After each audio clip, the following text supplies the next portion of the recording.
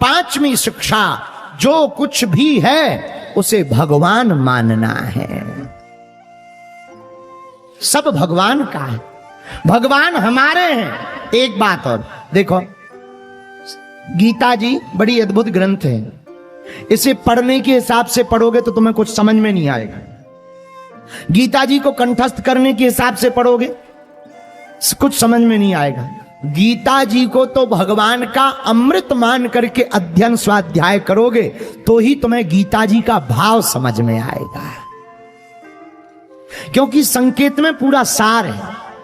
जैसे निशान लगी रहती ना रोड के किनारे, ऐसे तीर बना रहता, लंबा तीर बना रहता, चौकोर तीर बना रहता, वो निशान बताते हैं कि आगे चौराहा है, आगे मोड़ है। वैसे ही गीता जी हैं, गीता जी में निशान लगे हुए हैं, संकेत लगे हुए हैं। जो उन संकेतों को पकड़ लेता है वही भगवान की वाणी को समझ जाता है। लेकिन अब आजकल के लोग तो ठीक है, ये हनुमान जी बचाएं। एक बार हमें एक हरियाणा का आदमी मिला, हमने कहा और बताओ कहां से हो? बोले गुरुजी कुरुक्षेत्र से है। हम कहा गीता जी सुनते हो? गीता जी हाँ हाँ गुरुजी, हम तो गीता का उपदेश 35 साल से सुन रहा। 35 साल।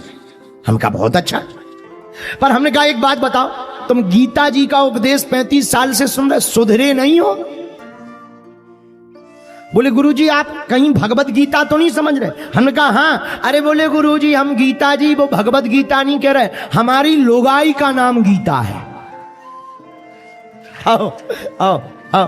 बोले उसका उपदेश 35 साल से हम सुन रहे। हम कहा तो ठीक है, फिर सुधरना में पक्का नहीं है, फिर तो ठीक है, बजरंग बली ही बचाएं। बोलो जय सिया राम। जोर से बोलो, और जोर से बोलो।